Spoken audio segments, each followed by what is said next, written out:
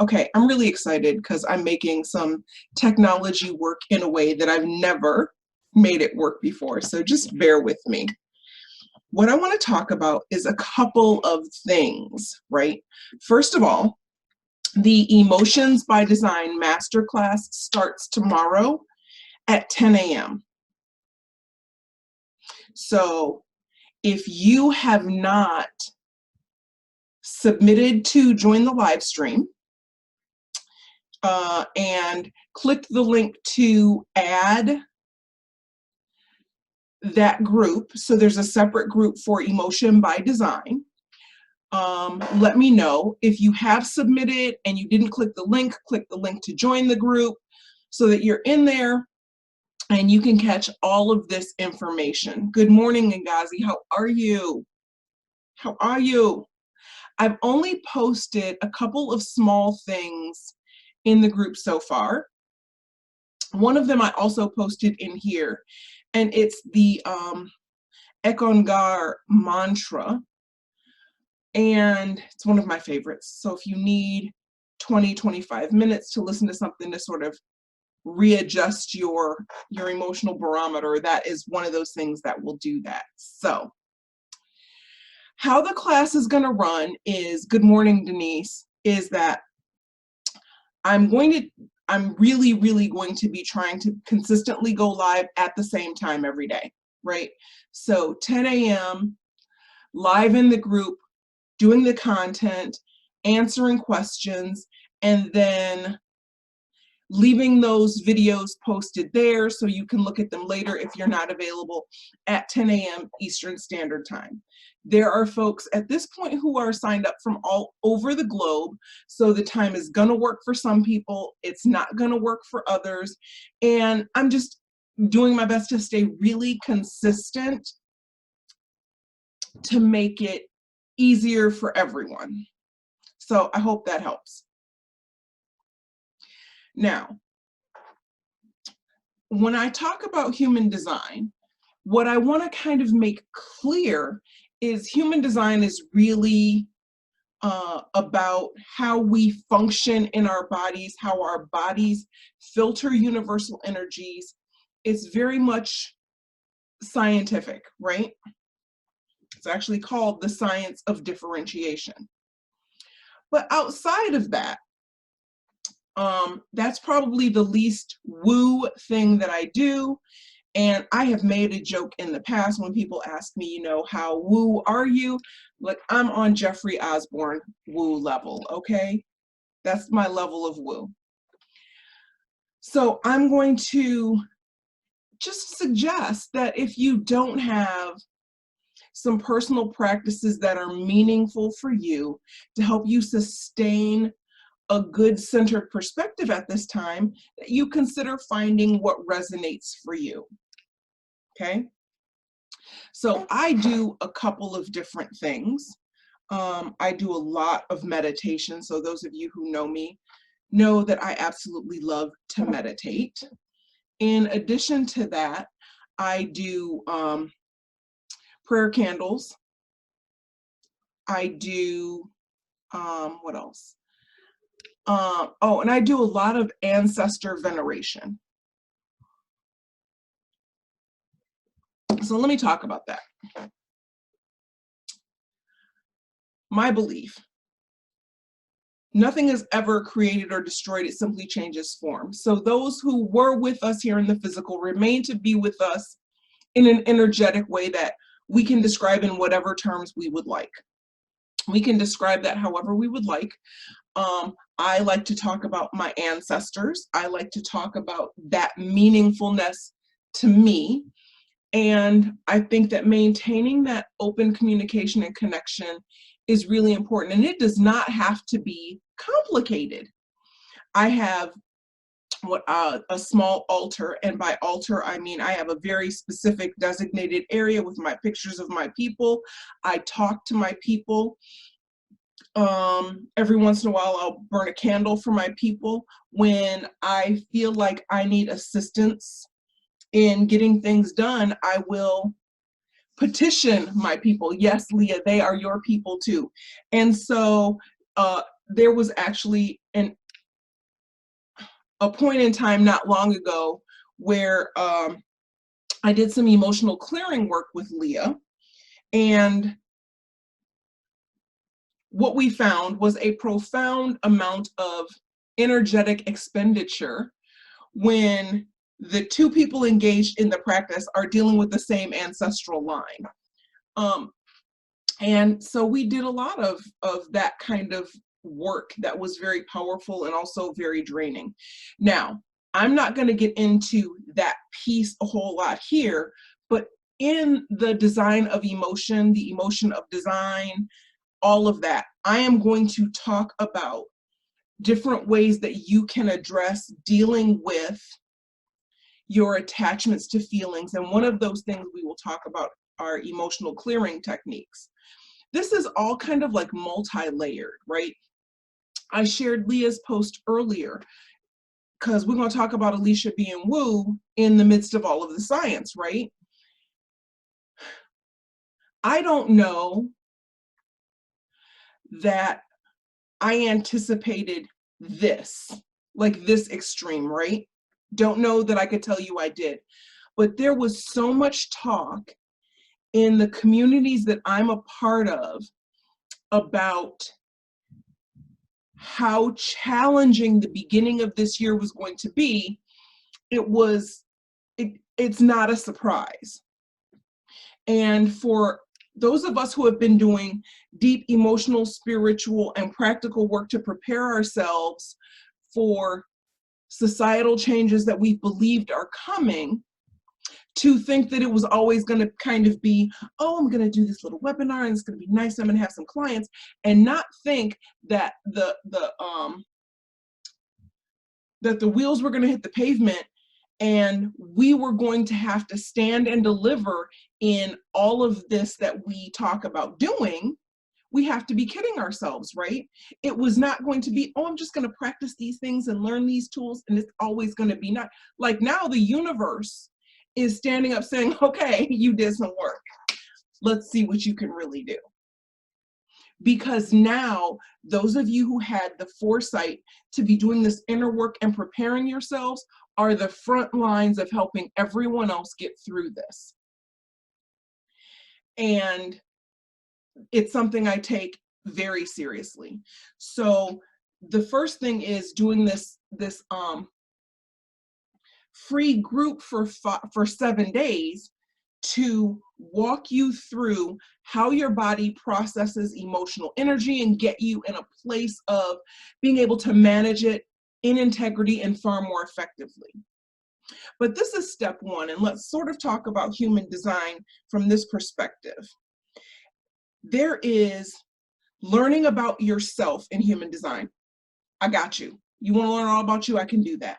There is learning about a penta. So there are bands to this, or levels to this, right? So then there's penta, which I have had the opportunity to dive back into pretty significantly recently, because penta is about small group energy, up to 10 people.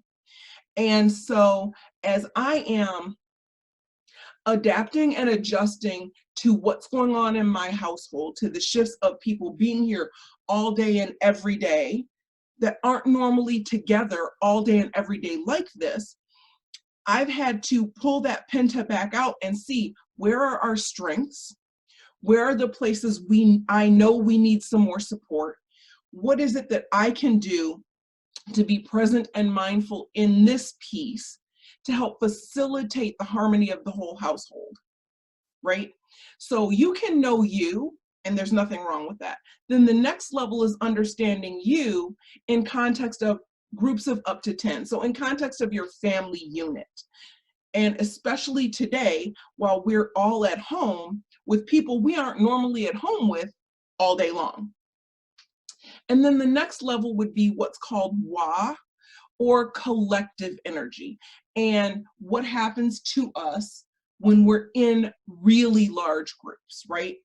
And so right now, my focus and talking about what I do is really going to stay in the penta, because as a general rule right now, the WA is being highly discouraged, right? We're being discouraged from gathering in those large groups. Large groups, so each level of this has its own energy. So you as a being have your own way of filtering energy. But when you are in the household, right, and there's 5, 6, 7, 8 people, it changes and creates its own energetic being. So that's how behavior shifts. It's like, have you ever had a favorite person to hang around because you always feel really good when you're with them, or you always get your best ideas, or it's that kind of thing? It's an energetic transformation that takes place in groups. And so like I said, I am literally, right, working through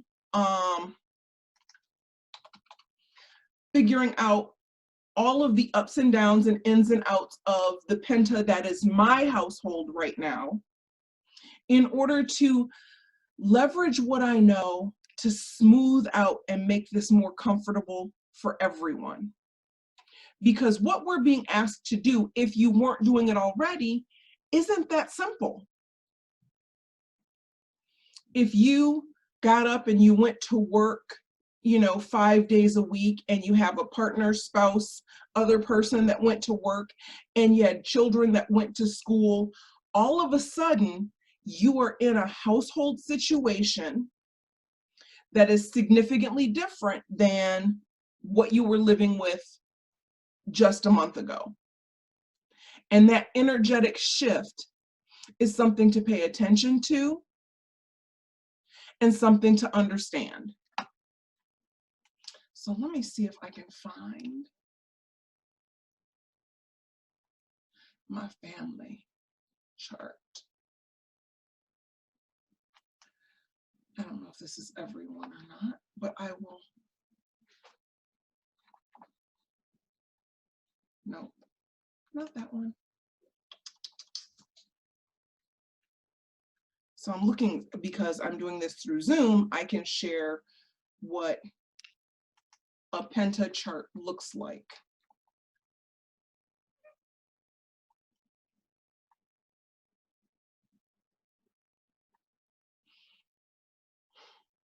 Okay, so I'm going to see if I can make this work really quick.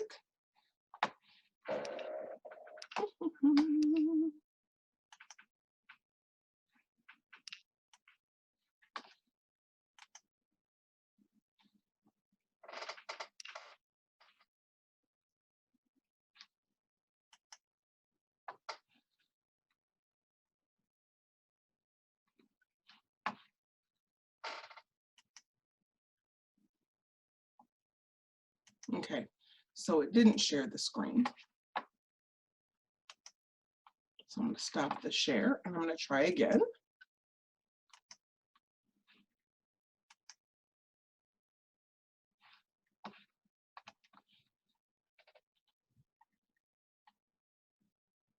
Okay, so here we go.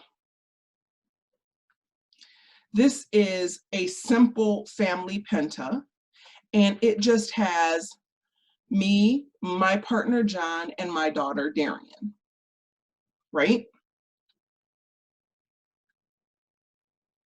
Oh, and then it went away, so maybe it takes a little longer and maybe you're going to see it again. There we go.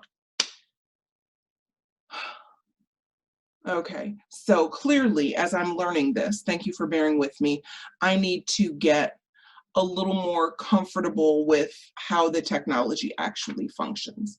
So, but what I really want to share is, so it shows you the different places where we're connected, and it gives us a theme, right?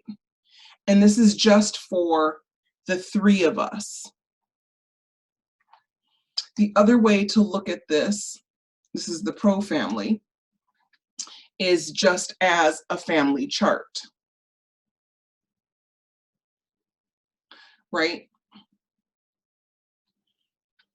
and it tells you what you have and where your connections are, and there's a way to translate all of this information to help you understand where there are gaps in the flow of the penta that you can work to fortify.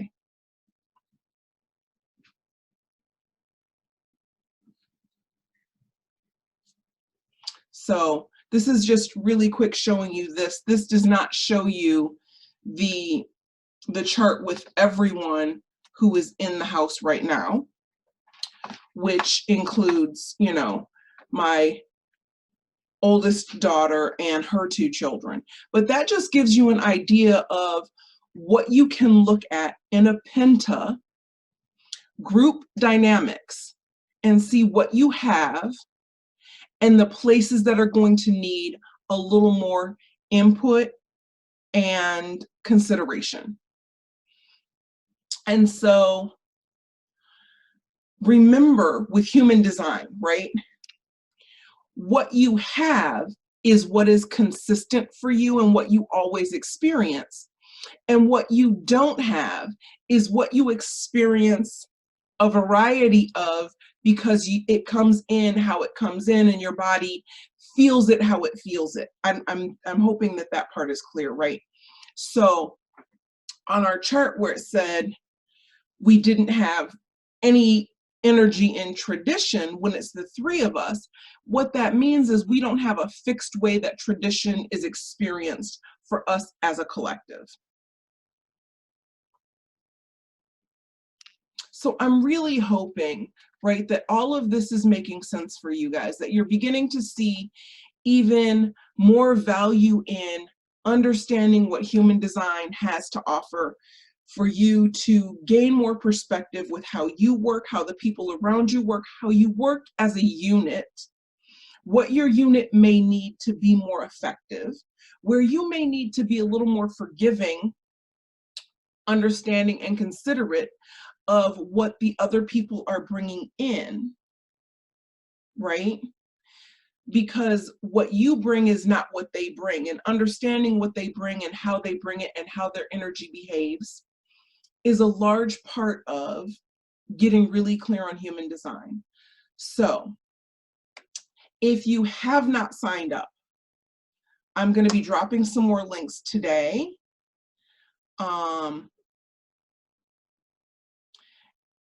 Sign up, check the email, click the link to be added to the group starting at 10 a.m. tomorrow. So what I'm going to do is tomorrow do an overview of the function of the system and how it works. Then Monday will be specifically about the center and the gate, because each side, whether it's the solar plexus or the spleen, each side has a very specific gate that's kind of the source of the way it works, and we'll talk about that. I'm looking to keep the sessions at 2 hours maximum, going through a lot of information and being available to answer questions.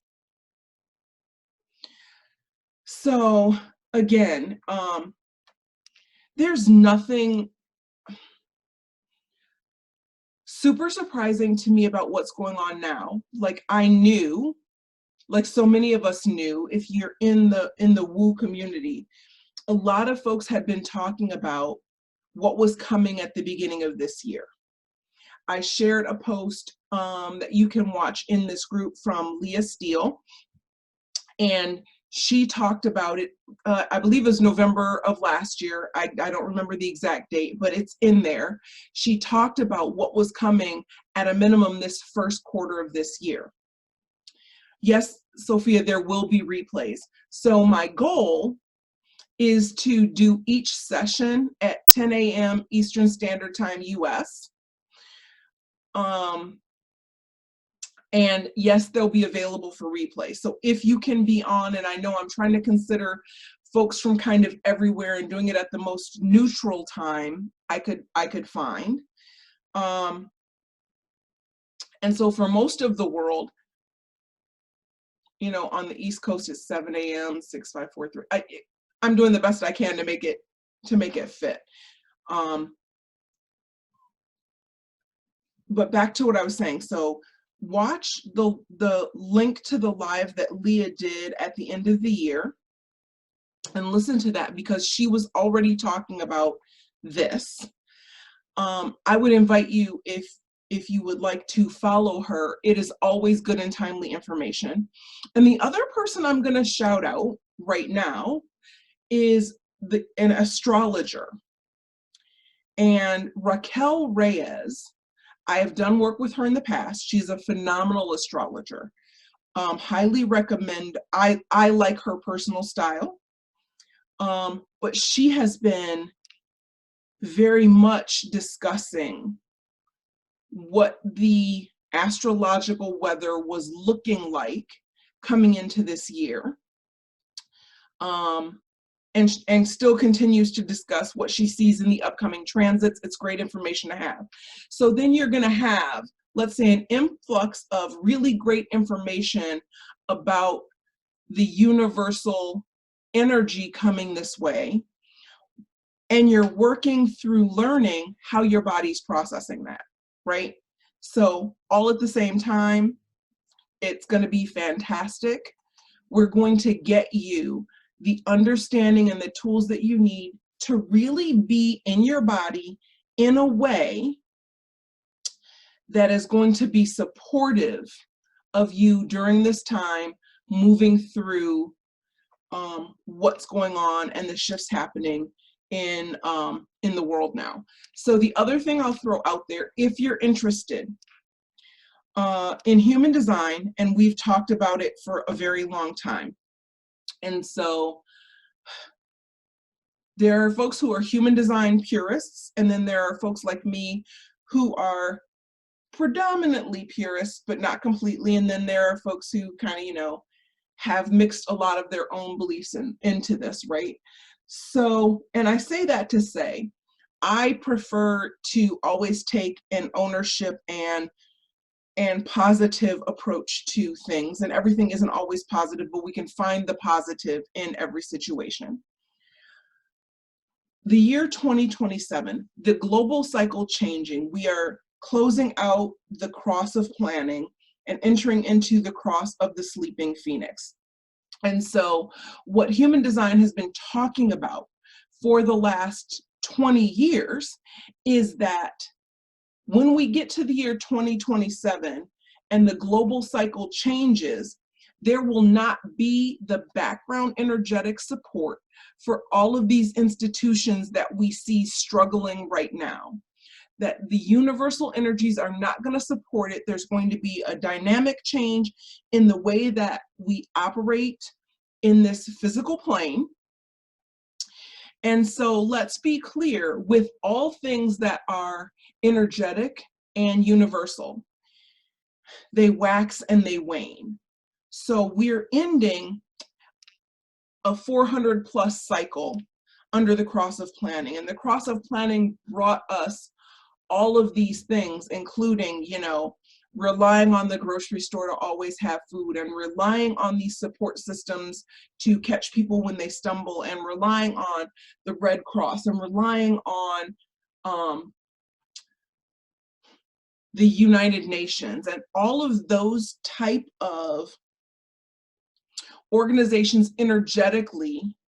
We are going to see shifting in the way that they operate because the background energy is no longer supporting it like that. I'm going to, you know, I'll throw out there that what I feel like is coming is not the world stopping, but us really becoming more mindful about our relationships, becoming more locally focused. Not an end to travel, but people who are shopping locally, local small farmers,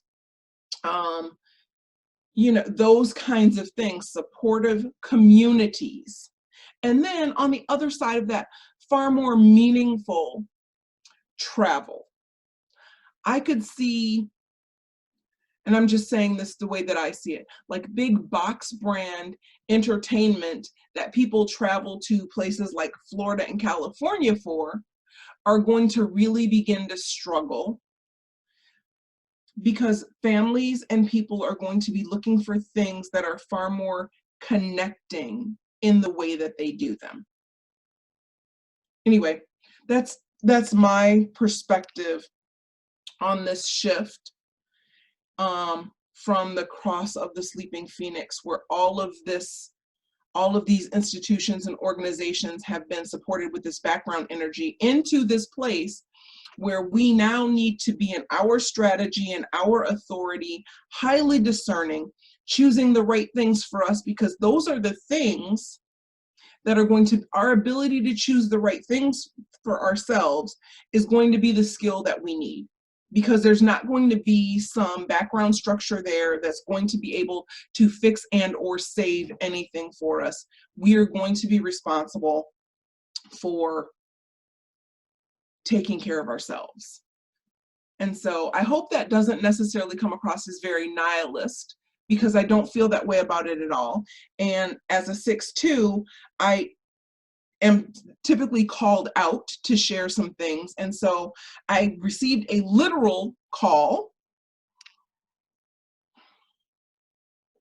And in that literal call, I was called out. And so one of the other things that I will probably start discussing in the near future is food and the meaningfulness of food and gardening in small spaces. I've gardened for years. I absolutely love gardening, but helping people learn how to garden in small containers, garden in small spaces, supplement the food that's available for them and their families, right? Because if you can't necessarily easily go get it from the store, then where's it going to come from? So just another piece to me of this puzzle of what is life going to look like in 5 years or so, as we continue to come out of all of the transitoriness and all of the shifting that's taking place right now. Because it's absolutely a shift and a reset and a change, and to try and tell ourselves otherwise would be foolish. And so know that I'm here for your support. There are so many others out here for your support. If you have any questions, by all means, ask them about human design in here. If you are interested in a personal reading, my links are up. I do personal readings. I do Penta, which are family readings. If you have worked with me before, contact me, because if I've already given you a full reading and you want a Penta, let's talk about what that means, how large your family is. But my rates are up, my links are up, it's been there. I want to help give you practical tools and effective information that's going to help you transform the way that you see yourself, that you see the people around you, improve the way that you interact with them, because you have a deeper understanding just of how that energetic dynamic works. So hey, Val, girl, I know Spirit is saying the same thing. I absolutely positively know Spirit is saying the same thing. I typically try to avoid being a channel, but it is stronger and stronger at this point, and I know what the message is. And I knew when I got the phone call yesterday or the day before from a friend of mine who said, look, here's what I need you to do. I need you to start talking to people about how to have some food at home, how to grow some things at home, and what it's going to cost them to get started, and how to do it on a small scale. I had already started that work. I had already started literally diagramming and putting it together and writing it out, because it's the information that you need, right? It's knowing, okay, if I have this small container, and I have a couple of small containers I think I'm going to use for this. I have this small container. What things can I plant? How long do they take? When do I harvest them? And then when I'm done with that, You know, are they things that are going to regrow and I can keep getting, like a lettuce type product or greens or something like that? Or is it something that once I'm done, I need to plant something else? So I had literally already started kind of putting all of that information together and diagramming it out, to make it as simple as possible for people to understand how to do it. Because let me tell you, if you have to go to the dollar store and get a plastic tote and get a bag of, you know, soil, you can make this happen. You can grow nutritious things that you can eat and use in your cooking at home. But it's understanding what to plant next to what, right? Because some things don't go together, and when different things are harvested and how to make all of that happen. And so that's coming. So here I go. Val, you got me doing it. You always do, you know you do. So that, I mean, that's absolutely positively coming, because it's the next part of this. Let's call it a revolution. Food is the next revolution, right? Being in a position to ensure that your body gets what it needs to survive.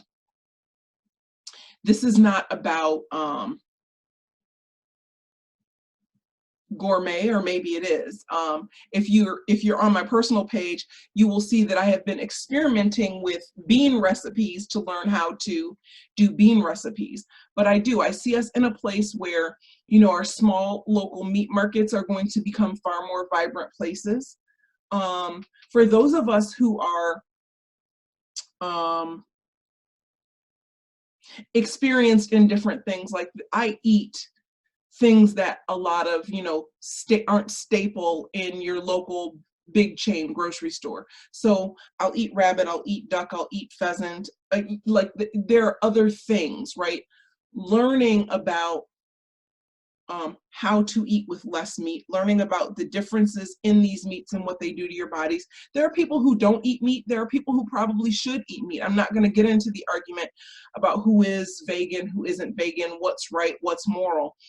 Human design actually has some indicators in it. There are people who should be eating meat and people who should not be eating meat. Maybe. Right? I'm not gonna get into that. I'm not gonna judge anyone for their personal choices. If you choose to be a vegetarian or a vegan, good on you. I'm not picking that. I'm picking what I'm picking.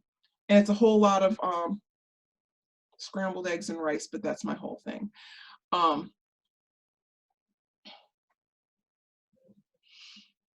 Yeah, thanks for bringing it out, Val. Thanks, I love you for that. Yeah, so that's, I mean, that's what's coming, right? This is part of me understanding my role, how I can contribute, how I can help, what information that I know that I have that is in me to share to help improve your quality of life. So when you talk about, and so there's a thing in my household right now that's really bothering me. And so I've got a partner walking around talking, the times of abundance are over. Well, no, they're not. Maybe, sir, it's time for you to redefine what abundance truly means. Because nobody up in here has missed a meal, right? Everyone has a roof over their head. Water's running, things are working. Like, it's, what does abundance really mean? Ask yourselves that. How about that? So I'm going to let this be it for this right now. If you have questions, if you have not signed up for the 7 days, please do that. Even if you can only go back and listen to those videos later, it's going to be some really good information on the physical function of your body, moving that energy, how you're responding, why you're responding that way. It's going to deepen your understanding of yourself.